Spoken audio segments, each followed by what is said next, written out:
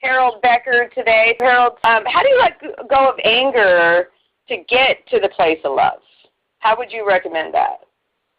The anger piece is really a lack of self-love on some part of ourselves. And when the anger comes up, it is a great opportunity to recognize that we have taken on some kind of limitation, suggestion, some kind of programming, as you mentioned, from others.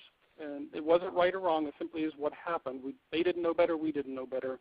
And if we can love our way through that anger and realize that it is ours, and at the same time releasing it because it's not really who we are, then that love will actually transmute, transform, and release the conditions that we originally accepted, because we'll see the bigger picture. When we look through the eyes of love, the bigger picture will put it in better perspective.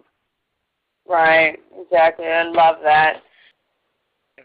And it continues, and that's the beautiful part, is that the more we love, the more we love. I mean, it just never ceases to expand, and so we find more and more expansion of that love with each passing moment, with each thing we encounter, with each thing we manifest. We find that these interactions, we now are in alignment with what we're manifesting, and we're no longer manifesting things that were really out of alignment. Like, as you mentioned, things that we often attract to ourselves are the things we don't want, because that's literally where we're putting our attention. We look for abundance, but in fact we're coming from lack, and so we create a lot of lack in various different ways, when in fact when you turn to love and you just have an overabundance of love, then everything that comes your way is infused with it. And it just, the easiest way I can describe it is it smooths out the pathway.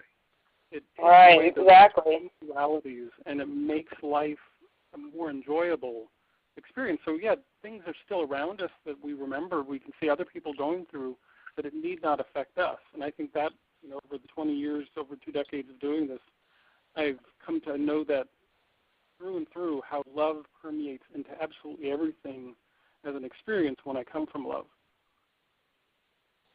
That unconditional love is really the big picture, because we then interact with everything without the attachments, without the hooks, without the old emotional baggages, and it really does transform our experience and our understanding about life itself. It's really, as I've come to understand it, it's completely magical, and at the same time totally and absolutely natural. Always been there. It's just a matter that it's something we have to cultivate more of and become more aware of. And it really does come with the beginning part of self-love. Without that, nothing else happens.